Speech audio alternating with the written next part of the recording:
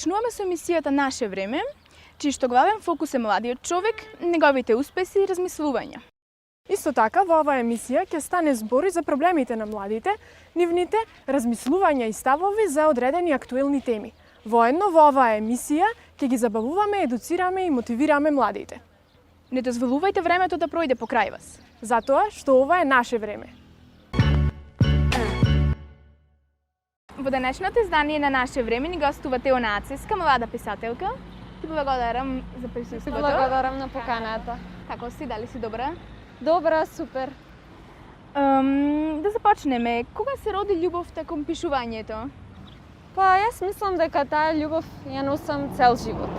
Јас сум една од наследниците на Блаже Конески, па мислам дека ми е пишано во гените, да ја сакам поезијата и убавиот збор. Уште кога бев малечка, кога навечер татко ми ме заспиваше, секогаш измислувавме приказни и мислам дека така некако започна целата таа приказна. Меѓутоа, можеби ме откри мојата наставничка во основно училиште, мојата наставничка по македонски јазик, Виолета Христовска. Нејзи сум многу благодарна и секако на мојата драга професорка од гимназиските денови, Лидија Тошевска, без која ниту еден сон немаше да стане реалност. Од каде ја црпиш инспирацијата за пишување? Опа, инспирацијата е насекаде. Сите мои другари, другарки, млади, музика, се што ќе видам може да ме инспирира. Што сметаш за твој најголем успех во твојата млада писателска кариера? Па, како што веќе кажавте, јас сум млада во години, меѓутоа можам да кажам слободно, доста долг писателски стаж, еве веќе некои 10 години. Па, имам многу награди, околу 50 од областа на јазикот и литературата, меѓутоа како поважни би ги издвоила освоеното прво место на регионалниот и на државниот надпревар по македонски јазик и литература и секако признанието за афирмација на македонскиот јазик и литература за мојот прв роман Спротивна од безнадежност. Кога веќе ја спомна твојот прв роман Спротивна од безнадежност, дали е посветена на некого и зашто се работи во самата книга? Самата книга е роман за млади, првенствено наменета за младите. Малку е љубовен роман, малку филозофски, за животот, љубовта, за надежта во животот и колку е таа важна во животот. Посветена е на сите млади кои што го бараат својот пат и да останат едноставно спротивни од безнадежност, да продолжат да веруваат затоа што се е возможно. Колку време ти требаше од прилика за да ја напишеш книгата? Па идејата постоеше речиси од секогаш, меѓутоа реализацијата траеше некаде околу 2 години. Дали доколку некој од гледачите е заинтересиран, каде може да се најде книгата? Книгата за сега ја продавам самостојно и кој да е заинтересиран слободно може да ме контактира, ќе се договориме. И уште да те прашам за крај, дали најавуваш некој нов проект книга или нешто слично во близко? Да, набргу следува нешто ново, меѓутоа овој пат е од рамките на поезијата. Само што го потпишав договорот, не знам уште колку смеам да зборувам за тоа и се надевам дека ќе се видиме и на промоција во живо. Дај Боже, ти благодарам. Тоа беше Теона Ацеска. Ви благодарам многу. Во ова издание на Наше време гостин е џудистот Михаил Конески, кој што воедно е и џудо тренер. Добре дојде Михаил и ти благодарам што ја прифати нашата покана. Добре ве најдов и сепак благодарам на поканата. Михаил, од колку години го тренираш овој спорт? Па од 2015-та, веќе 6 години како надпреварувач и веќе последните 2 години како помошник тренер и судија. Што најмногу те привлекуваше кај џудото баш да се одлучиш за тој спорт, а не за некој друг спорт? Па едноставно секој спорт е многу добар за секого, но тоа беше само еден ден од кога го запознав џудото и можам да речам дека едноставно беше љубов на прв поглед. Во текот на изучувањето на џудото, што ти беше најтешко да го совладаш како вештина? Самото џудо е вештина, но сепак самата желба поттикнува и дава мотив за нештото да нема тешкоти за совладување, но сепак се си бара тренинг и увежбување на истото. Како што кажа, доста време тренираш џудо. Во текот на тие години, дали си учествувал на надпревари, дали си освојувал некои награди? Да, се разбира. Во овој период, јас како поединец, исто така и како екипа сме освојувале награди. Се разбира и ќе продолжиме со истото темпо и заради тоа што сепак го држим првото место во државата и мора да се задржи истото. Која тебе ти е најдрага награда вака? Најдрага награда.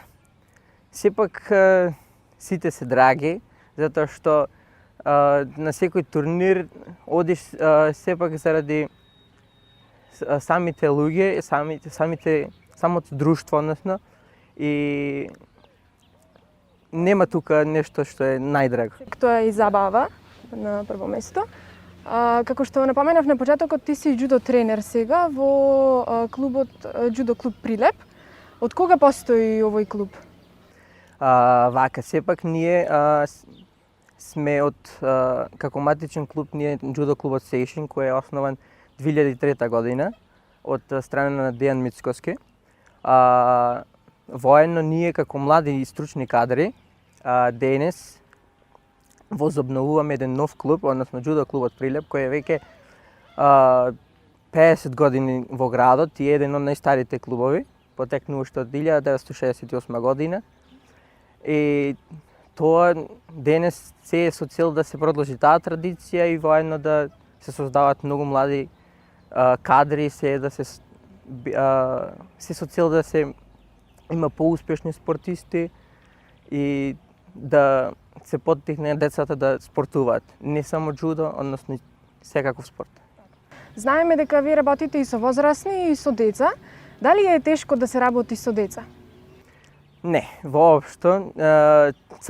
Според мене, самата љубов кон децата создава таква позитивна енергија што не може нешто да ве отстрани од тоа за да се занимавате со децата или пак да му објаснувате и пак и пак и пак.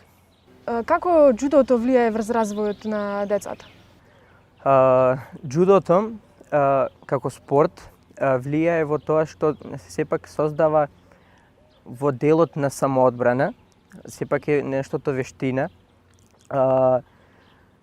Исто така рангирањето на појаси во џудото дава таков мотив и ги поттикнува децата да се повеќе имаат желба да се занимаваат со тоа и да одат напред за да изучуваат нови кати, нови техники и да се наградуваат со појаси.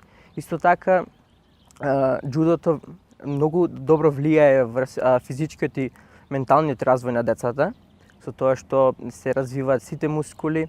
Сепак, нели, џудото е како дисциплина и додава многу на менталниот развој на децата, исто така. Дали луѓето го сметаат џудото за агресивен спорт и дали го избегнуваат како спорт? Да речем дека воопшто не ви излажал, али секој си има свое сваќање.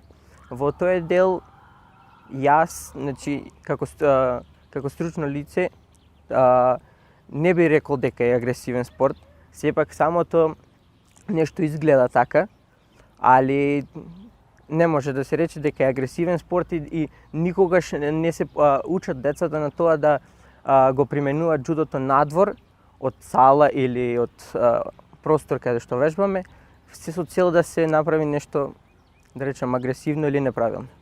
Михаил, со оглед дека сега е пандемија, како вие ги одржувате тренинзите? Дали се запазени сите мерки за заштита? Да, во тој дел моментално тренинзите се одржуваат на отворено и се гледа да се не се гледа, туку стриктно се придржуваме на мерките кои се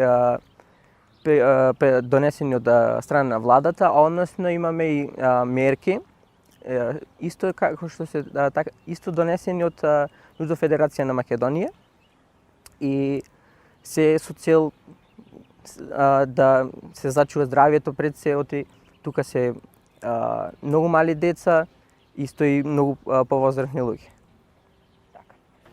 Дали можеш накратко да ни опишеш како тоа изгледа еден тренинг? За еден тренинг џудо во глобала, односно не во глобала, туку едноставно е потребно кимоно. Каде што кај нас секој дете го добива истото. Но пред се за тренингот треба да бидеш, треба добро да се загрееш и ние како во делот на тренери гледаме секој тренинг да изгледа поразлично и да биде поинтересно за децата, но сепак да придонесува различно, секој тренинг да придонесува различно во нивниот спортски напредок. Освен џудото, што е твоја сфера на интерес, односно што сакаш да правиш во слободно време? Реално, моето слободно време не е нешто многу големо. Тука се посветувам сепак на повеќе нешта, како што се работата, моето хоби со занимавање со мојот бренд, да речем, текстил, сепак и пред се дружбата со пријателите и семејството, заради тоа што тоа е најбитно. Како за крај би сакала да те прашам, која е твојата порака до младите кои што сакаат да се занимаваат со џудо? Мојата порака за младите, никој не е принуден да се занимава со џудо. Сепак, јас би им предложил да се занимаваат со секаков спорт и да бидат активни, заради тоа што тоа е најдобро нешто. И сепак, ако го одберат џудото, не би сгрешили. Тоа беше интервјуто со џудистот Михаел Коневски. Се гледаме во следната емисија на Наше време.